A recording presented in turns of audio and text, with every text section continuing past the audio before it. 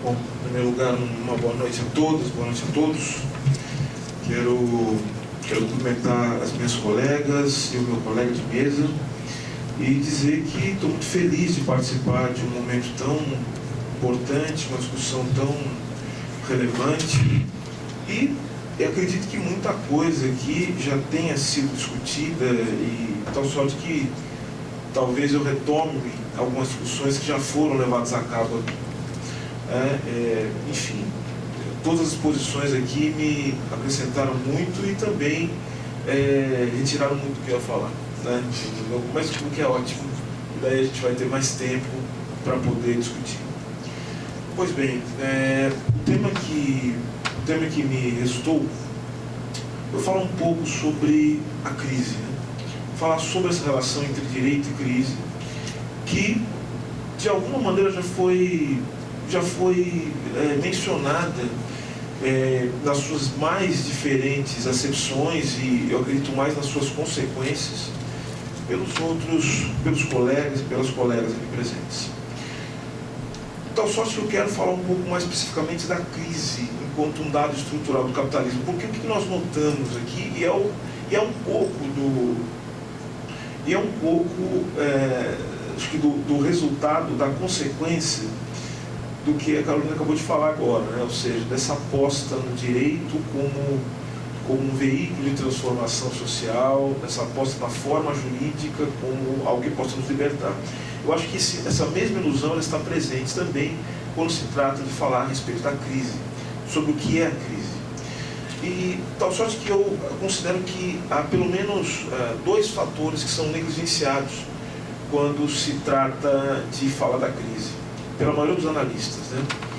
Primeiro é o fato de que a crise é um dado sistêmico, estrutural, que está entranhado no próprio modo de funcionamento do capitalismo. Então, a gente não pode tratar capitalismo sem tratar de crise. A crise não é, portanto, uma questão de conjuntura. Ela é um dado da estrutura social capitalista. Além disso, toda vez que a gente ouve falar de crise, nós vemos que são destacados alguns motivos determinantes da crise, principalmente se a gente começa a assistir esses jornais da grande mídia, né? Então, o que eles chamam de crise? Eu li alguns artigos que falavam, inclusive de alguns economistas que gostam de muito prestígio, economistas que inclusive apoiaram o golpe militar e que depois foram absolutamente recepcionados de braços abertos também pelos governos de esquerda, né? Falo do ex-ministro Delfim Neto, que ele escreveu um artigo. Eu achei muito interessante que ele falava que a crise era um problema moral, né? A crise é um problema moral. O problema da crise é que os capitalistas ficaram excessivamente gananciosos num determinado momento, não se sabe como, e essa extrema ganância, quando ela atingiu um nível insuportável, então nós temos os resultados.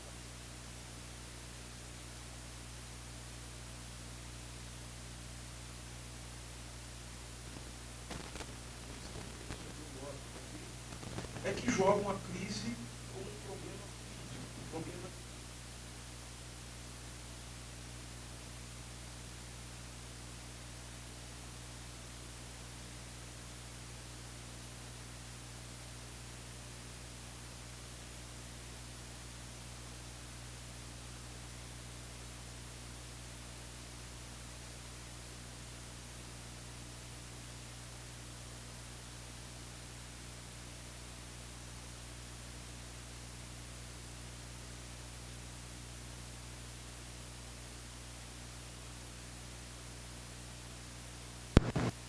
Seus efeitos poderiam ser absolutamente debelados. Então, essas são duas, eu diria, são é um aspecto importante e que demonstra o quanto nós negligenciamos certos aspectos da crise. O outro aqui está em linha com o que falaram os colegas que me antecederam, que é em relação ao modo com que a crise ela se materializa em determinados grupos sociais, e em especial aquilo que a gente chama de minorias, né?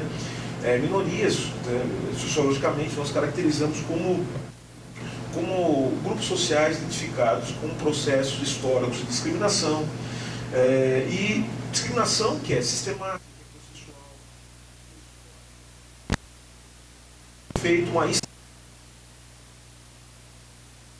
respeito disso, inclusive quando abordarmos o modo com que a sociedade capitalista, que é construção histórica, ela vai se formando, ela vai se moldando, e como mecanismos ideológicos e práticas ideológicas são fundamentais, portanto, para esse processo de estratificação social, que depois vai servir também para a continuidade do processo de produção capitalista.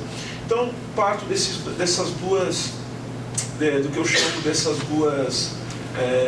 dois aspectos que são negligenciados sistematicamente nas análises sobre a crise. Agora, qual que é a questão? A questão é, o que é a crise? Como é que nós podemos fazer uma interpretação marxista da crise, uma interpretação de crise que não passe por essas duas possibilidades, né? Ou seja, a crise como problema jurídico e a crise como problema moral, que é o que a gente mais ouve por aí. Para entender o que é crise, quero voltar a algo que já foi falado aqui diversas vezes, que é o fato de que a sociedade capitalista, ou o capitalismo, é uma relação social. O capitalismo é uma relação social que, de maneira muito simplificada, coloca de um lado os detentores de dinheiro e de meio de produção, e do outro lado os trabalhadores assalariados. Essa é uma relação que é predominante, né? Ou seja, na sociedade capitalista predomina essa relação, mas não que ela seja a única relação possível. Como lembrou o Williams aqui,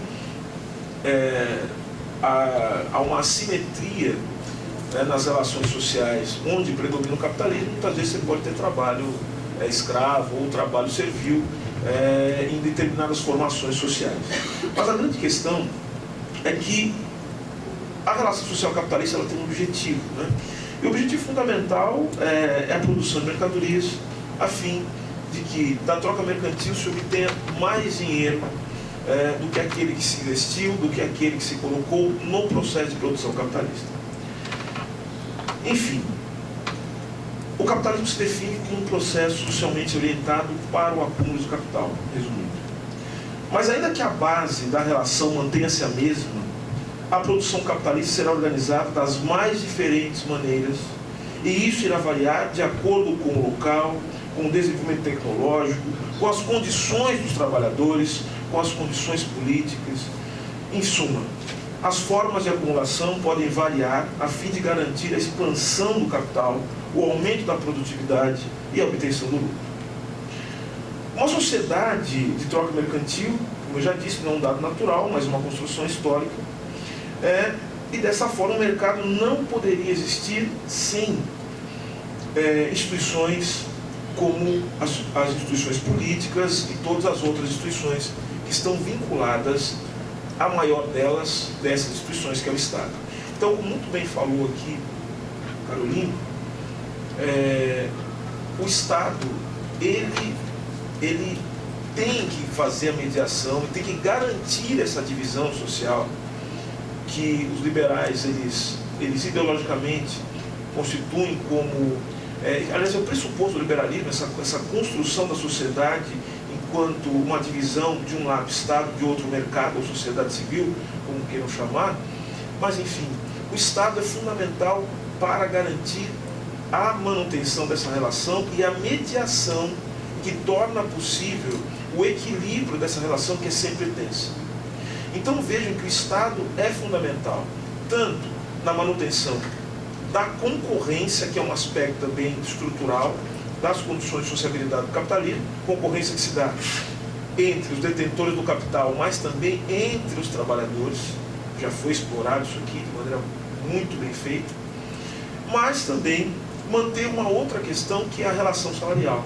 A relação salarial, então é fundamental que o Estado ele tenha as condições, né, de fazer uma mediação, de estabelecer uma mediação em que relações sociais que são pautadas pela concorrência e por relações salariais que são assimétricas e que vão gerar uma série de conflitos, elas se mantenham em equilíbrio. Então vejam que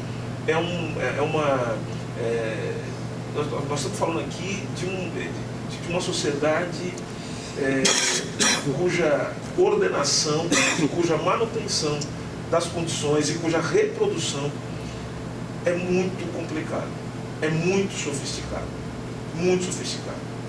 Porque imagine que essa divisão não se dá apenas como essa divisão entre Estado, sociedade civil, público e privado, mas é uma divisão que ela encontra eco na materialidade das relações sociais e ela ganha forma. Ou seja, é uma sociedade que o tempo todo, e é fundamental que assim seja, que sejamos indivíduos e cuidemos de nós mesmos, como Bentham cuida de si mesmo, né, como Marx disse, mas é uma sociedade que todos nós nos mantemos divididos em classe, e essa é uma condição material, e essas classes também em grupos sociais também distintos. Então, nós temos indivíduos, esses indivíduos que portam uma condição específica, que é socialmente lhes é atribuída, como homens, mulheres, negros, brancos, né, gays, lésbicas, transexuais, transgêneros, ou seja, os indivíduos portam uma condição, mas que também é uma condição do grupo, mas essa condição de grupo, ela se materializa no interior de uma classe social específica.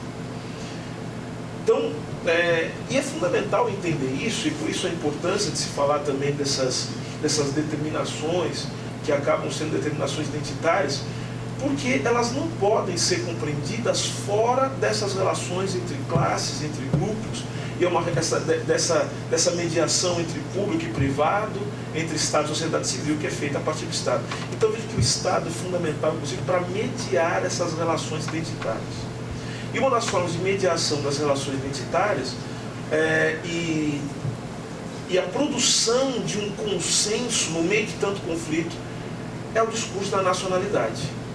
A nacionalidade é um aspecto central também, é o elan ideológico também de uma sociedade absolutamente fragmentada, dividida e conflituosa e contraditória, como é a sociedade capitalista. Então vejam que o Estado ele tem que manter, ao mesmo tempo que ele tem uma forma, ele é a forma social de uma sociedade estruturada como a sociedade capitalista, o Estado também tem uma função. E essa função do Estado, ou seja, as formas de intervenção do Estado para garantir o equilíbrio dessa relação tão difícil, é o que a gente pode estabelecer como um elemento que vai variar de acordo com cada formação histórica, com cada tempo histórico e com a necessidade de se manter a produção capitalista dentro de uma certa ordem, enfim, e de uma certa maneira.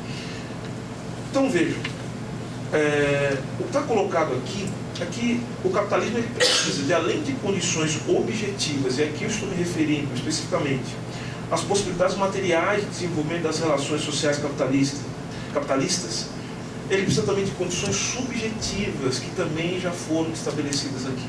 Tá?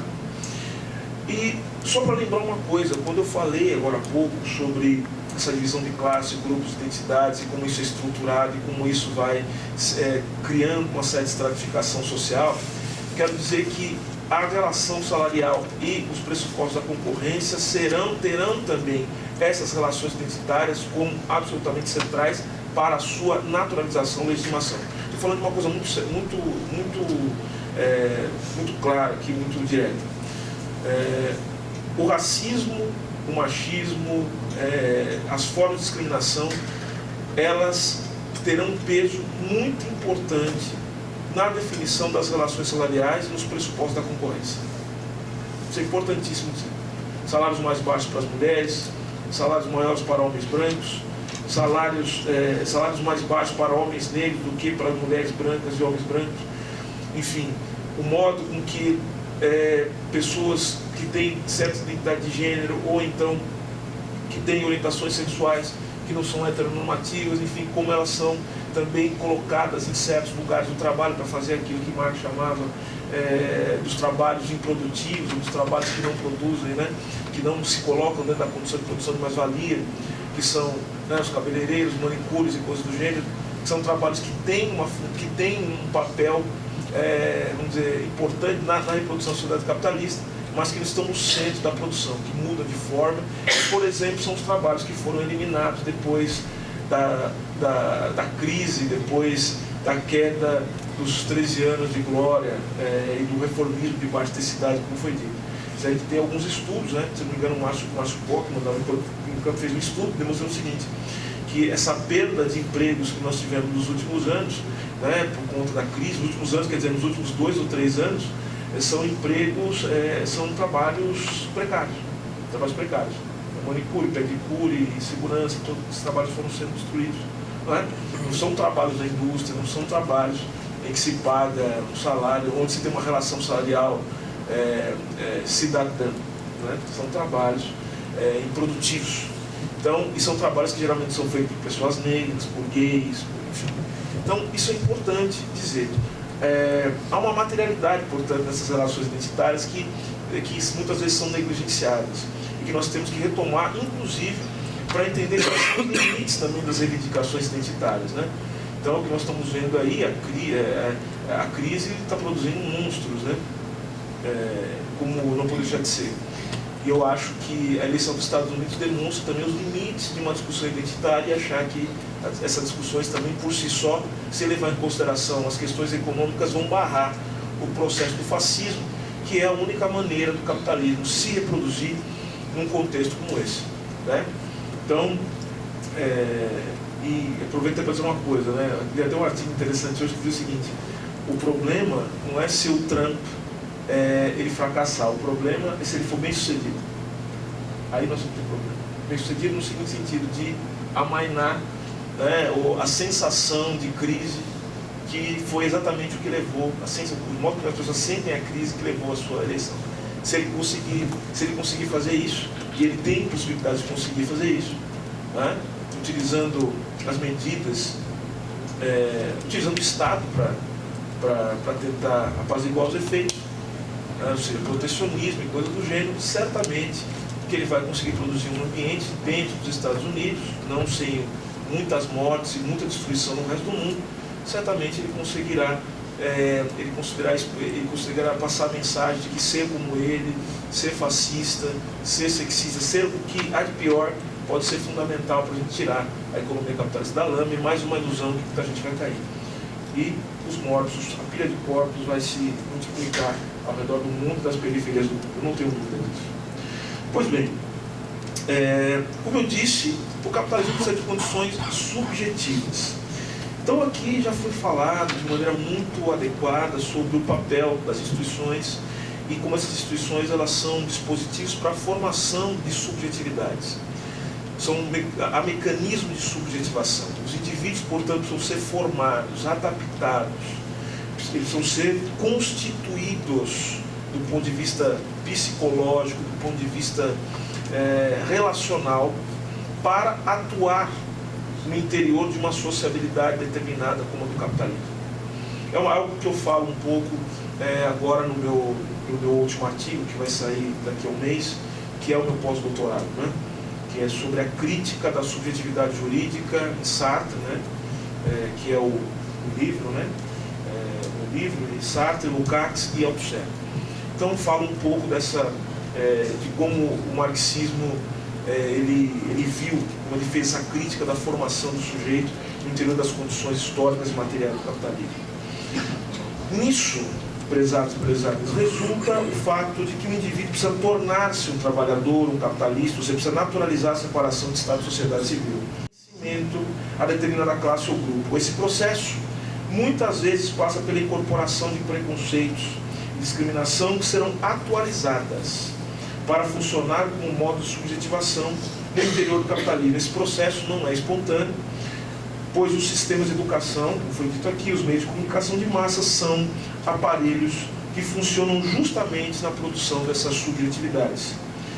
Não é por outro modo que parte da sociedade entende como um mero aspecto cultural o fato de negros e mulheres receberem piores salários. Não é um aspecto cultural.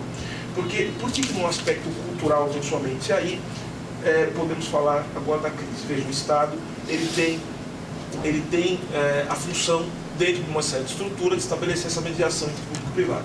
Só que vejam que nem sempre o Estado será bem sucedido, porque há uma alteração, primeiro, nas relações de força e nos conflitos sociais. Há uma dinâmica, há uma coisa que chama contingência. E essa contingência também ela afeta as relações sociais capitalistas. Como eu falei, relações de força, elas se modificam e os conflitos também eles podem se agudizar e tomar uma forma inesperada. Bom, então quando nós não temos crise, né? Ou pelo menos uma crise gravíssima, ou crises que alguns autores chamam de crises estruturais, né? Porque há vários tipos de crise: a crise regulatória, a crise no regime de acumulação, ou seja, no modo com que a produção é organizada em determinado momento histórico, né? Pode ser, as crises regulatórias são chamadas crises políticas. Só que agora nós podemos ter as crises também, que são as crises estruturais. E o que caracteriza as crises estruturais? É exatamente esse desacoplamento, essa contradição que não pode ser resolvida entre o modo de regulação, aqui estou me utilizando da linguagem da teoria da regulação, né? O modo de regulação, ou seja, que são as instituições, as regras ocultas, por exemplo, as formas de racismo, formas de sexismo, a que a gente chama de cultura, né? São modos de regulação, são normas, são patamares civilizatórios do interior do capitalismo, né? A compreensão do que é cidadania, os limites da divisão do direito público e privado. Então vejam que eu tenho essas formas de regulação dessas relações conflituosas. Só que nem sempre ela se adapta ao regime de acumulação do capitalismo. Então, quando eu tenho essa inadaptação entre a regulação e as formas de produção e o modo de produção e o regime de acumulação do capitalismo, sendo mais preciso, eu tenho a crise. Ou seja, isso causa uma série de efeitos. Porque, muitas vezes, lidar com as consequências da crise, que são consequências políticas, sociais, né, como nós estamos vendo agora, vai exigir do Estado o uso constante da violência. Mas não só do Estado, como muito bem foi lembrado aqui, o Estado, ele também ele perderá o controle sobre as formas de violência não institucionais, ou seja, porque uma das coisas que o direito faz, e é por isso que a gente aprende na faculdade aquela história de argumentação jurídica e coisas do gênero, interpretação, né? E o processo civil é exatamente isso, né? Quando a gente fala que o conceito de lide, né? O conceito de processo, lide, o conflito, que é juridicamente, que tem interesse jurídico, enfim. A questão é que o Estado ele tem que ter a capacidade de institucionalizar os conflitos e transformar esses conflitos em algo que seja do Estado, dentro dos marcos do capitalismo, da sociedade capitalista. Só que quando o Estado não consegue mais fazer isso aí, ou seja, institucionalizar os conflitos, por uma série de questões, né? Então nós estamos num momento de crise, e uma crise estrutural, que leva a conflitos que são conflitos terríveis. Bom, dito isso, eu tenho feito uma pesquisa nesse sentido, é o que eu tenho pesquisado. Nós podemos estabelecer uma relação direta, uma relação que pode ser muito importante para que nós possamos entender os limites, né, os limites dos nossos instrumentos, o limite que a gente tem feito aqui. A gente discute tanto direito como economia política, a gente discute também, obrigado, e discute política. Nós vamos estabelecer uma relação direta entre as grandes crises do capitalismo, as grandes crises estruturais que provocaram mudanças expressivas no capitalismo mundial, e a teoria do direito. Ou seja, a teoria do direito ela é um subproduto, um subproduto, né, da crise. Né? Nós podemos dizer isso. Né? A gente pode estabelecer relação, e mais do que isso, também, pegando carona no que o Williams falou aqui, nós podemos estabelecer uma relação direta entre as crises do capital, as grandes crises do capital, e a reorientação ideológica da sociedade no sentido de compreensão das práticas do racismo e todas as formas de discriminação. Então, resumindo, as teorias do direito, elas acompanham também as grandes crises do capital. Elas, em geral, o direito é um negócio terrível, né? Porque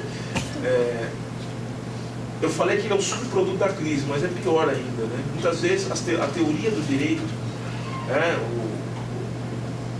teoria geral do direito, que é o esforço do Pachucanes para estabelecer a crítica central, né? Para fundar uma ciência do direito de fato, né? Que é um olhar sobre as relações sociais do capitalismo. A teoria geral do direito, em geral, é um subproduto da economia política, da pior delas. Então a gente começa a ler, por exemplo, John Austin. A gente vê o John Austin é um subproduto, como se diz hoje, né? É uma avacalhação de maltos, né? Um negócio terrível. É pior do que a gente pode imaginar. É muito pior. Né? Assim como também há subprodutos de Keynes, há subprodutos também de outras coisas terríveis. E pior, incrível, há subprodutos, mas aí também é muita avacalhação, há subprodutos até da escola austríaca, né? O que, assim, é uma coisa impensável, né? Assim, impressionante, né? Assim, é avacalhação ao quadrado, né? Podemos dizer assim. Mas, enfim, só para a gente estabelecer aqui, eu acho que algumas linhas que podem nos levar a pesquisas interessantes, para que não caímos na ilusão do direito, ou na ilusão da jurisprudência, como disse o grande professor Márcio Naves. A primeira grande crise do capital é a crise de 1873, né? a crise do período vitoriano. E é interessante notar que essa crise, ela, do ponto de vista da restauração do capital, ela gerou o que a gente chama de imperialismo, né? Gerou o imperialismo, né?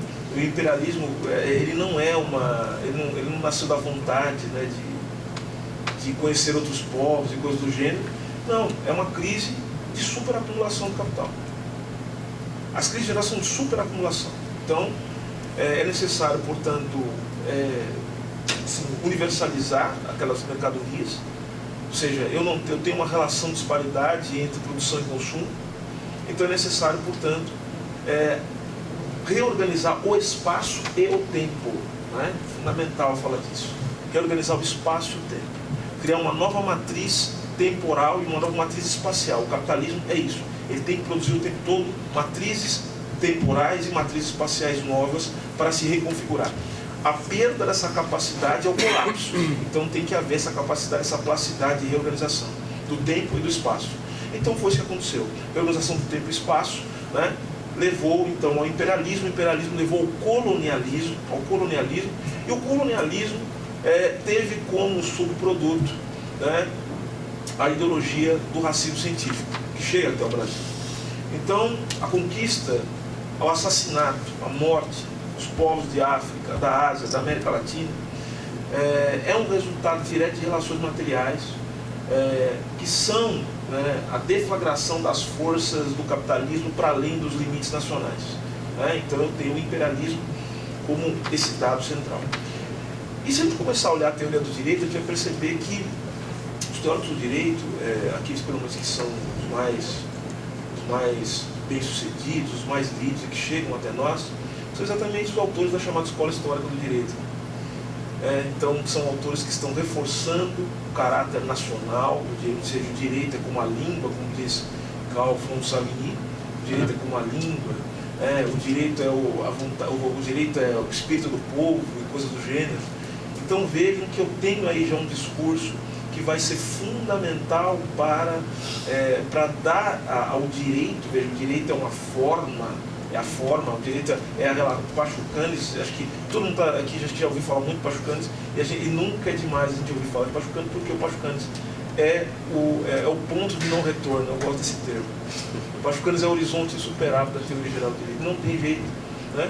Ou seja, é uma relação social que é determinada pelas relações do capitalismo. Essa relação consiste em uma relação de sujeitos de direito, que são os portadores de mercadoria, os portadores de si mesmo, quando aquilo que se tem é apenas a força de trabalho. Então vejam que o direito, ainda que tenha essa forma, essa determinação formal, do ponto de vista ideológico, ele pode ser visto de várias maneiras, ele pode ser explicado de várias maneiras, e a teoria geral do direito é pura ideologia, portanto, que busca explicar as determinações do capital, inclusive a determinação jurídica do capital, de acordo com as relações de força, as relações materiais que o capitalismo precisa promover na sua reorganização espaço-temporal a cada momento histórico e nos momentos de crise. Enfim, este é o momento. O segundo momento, falando muito rapidamente, segunda grande crise do capital, crise de 29, também, que, segundo alguns autores, eles vão dizer que capitalismo mesmo só pode existir depois da Segunda Guerra Mundial, e depois de 73, o que a gente tem é o colapso total do capitalismo, portanto não é nenhuma reorganização. Ou seja, o capitalismo ele tem um período, o capitalismo de 45 a 73, depois é colapso, e aí é o caminho da barbárie. É uma interpretação também que é feita. Mas a grande questão é que, depois da Segunda Guerra Mundial, depois da crise de 29 da Segunda Guerra Mundial, eu tenho uma reorganização também no papel de intervenção estatal. A intervenção estatal ela passa a se coadunar, ela passa a se compatibilizar também com o novo regime de acumulação, que é o regime de acumulação que alguns chamarão de fordista, baseado nas grandes plantas industriais, no consumo de massa, e aí o consumo de massa que significa extensão, ou seja, eu vou estender a ideia de cidadania para aqueles que não têm, ou seja, a mediação entre Estado e sociedade civil, entre público e privado, será feita por uma ideia alargada de cidadania. Só que o mais interessante disso é notar, agora do ponto de vista das identidades, que o alargamento da cidadania não produziu também o fim do racismo. Produziu um discurso ideológico que dialeticamente ele é interessante porque o racismo se manifesta na sua própria negação. Então eu vou dizer que não existe racismo. Que não existe racismo, que o Estado não é racista, que todos são iguais. Ou então, se existem atos racistas ou de preconceito, são anomalias que, portanto, eu vou tratar com direito penal. Vou tratar com direito penal. Agora, a extensão dos direitos sociais a todas as pessoas, indistintamente, sem preconceito de raça, cor, sexo, orientação sexual, faz com que eu tenha as condições de cidadania, que na verdade são condições produzidas pela própria dinâmica da troca mercantil. Nesse processo de mediação entre Estado e sociedade civil, eu tenho a partir de agora a possibilidade de colocar novas pessoas no mercado de consumo. Só que muitos autores vão dizer o seguinte, que é bem interessante, que o que a gente vê como o símbolo do fordismo está no que a gente chama de capitalismo monopolista, no capital monopolista, que é a indústria do aço, e que onde eu tenho a mediação com os trabalhadores sindicalizados, os sindicatos são fortes, estabelecem a mediação com o Estado. Só que tem uma coisa, esses trabalhadores dos sindicatos mais fortes, em geral, são os trabalhadores brancos, não são os trabalhadores negros. Os trabalhadores negros estão no setor competitivo ou concorrencial, que é o setor mais precarizado, que é a indústria têxtil, por exemplo. Então não é à toa que nós temos nos Estados Unidos, depois dos direitos civis, nós temos o período em que se estabelece um dos grupos de contestação da ordem e da luta contra o racismo e que são marxistas na sua origem, desde o início são os Panteras Negras. Então o que acontece? Uma sociedade de bem-estar social produz os Panteras Negras. Então tem alguma coisa fora da ordem, tem alguma coisa errada. Como é que uma sociedade fordista produz mais de 68? Então tem alguma coisa errada. Enfim. E na teoria do direito, por incrível que pareça, são social-democratas, o Kelsen, fazendo sucesso, tantos outros. Depois, quando se percebe que as coisas não estão dando muito certo, e aí começam os autores tentando restabelecer parâmetros éticos para o direito. Mas isso aí já num período de decadência, um período já de saudade do fordismo, que é John Rawls e tantos outros, que muita gente gosta muito, mas que na verdade são os moralistas do direito, que já percebe que aposta no direito como forma de estabelecer parâmetros civilizatórios com base numa racionalidade científica, na verdade é uma aposta, um furo na água, é impossível pensar numa possibilidade como essa. Enfim, termino falando, portanto, desse último período de crise, que é o que nós estamos sentados em cima dele, que é a crise que, segundo alguns autores vão dizer, é a crise final, outros vão dizer que é o pós-fordismo, chamado pós-fordismo. Também há reflexos importantes na teoria do direito. Não temos tempo para falar sobre isso, mas tanto um moralismo redivivo, de Ronald Dworkin e tantas coisas mais que tomam conta dos departamentos de filosofia do direito em muitos lugares do país, mas também podemos citar aqui também uma invasão agora da análise econômica do direito, em que você junta o pensamento neoclássico com teoria do direito, para tratar o direito como um cálculo de probabilidades dentro de um jogo econômico, economia é um jogo. Portanto, o direito é uma aposta é uma aposta de racionalidade naquilo que vai causar, que vai vamos dizer assim, que vai trazer as melhores consequências e maior lucratividade para os seus jogadores. Então, o direito seria estabelecer as regras de um grande jogo que se desenvolve no grande tabuleiro do liberalismo, né? Então, aí você percebe a fragmentação social, o estado que ela chega, o hiperindividualismo, essa confusão, né? Na verdade não é uma confusão, mas é uma nova forma, talvez uma nova forma de administração do capital, ou talvez o dado central da crise, essa indistinção entre público e privado. Mas eu me lembro agora de Joaquim Hirsch, quando ele diz o seguinte, ele fala assim que quando os capitalistas, eles precisam eles mesmos tomar as rédeas do Estado, porque o Estado sem crise é o Estado que qualquer pessoa pode administrar, o Estado continua sendo a mesma coisa, porque a existência do Estado quer dizer que a existência das relações sociais capitalistas. Mas como o capitalista, ele mesmo, precisa colocar os seus representantes, como por exemplo, precisa colocar banqueiros para tomar conta do Banco Central, precisa colocar banqueiro para ser ministro da Fazenda, ou precisa colocar bilionário, apresentador de televisão para ser presidente da República, porque nós estamos vivendo, portanto, assim, uma crise que pode ser um período de crise muito séria, muito grave, que vai nos levar a consequências drásticas, terríveis, como aconteceu nos outros momentos históricos. A crise de 1823 redundou na Primeira Guerra Mundial, a crise de 29 redundou na Segunda Guerra Mundial. Não que a história seja um jogo casado, pode ser que isso não aconteça, né? Pode ser que não aconteça, é contingência, né? Não fazemos futurologia, mas nós estamos diante de um período histórico que exige o máximo de atenção.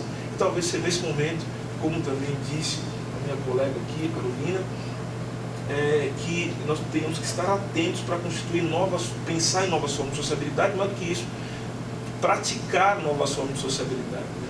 E nesse sentido o direito ele não tem nada a nos oferecer, porque ele é uma forma de sociabilidade específica, né? E que está determinada por algo que nós queremos transformar, que nós queremos superar, que é o capitalismo. Muito obrigado a todos.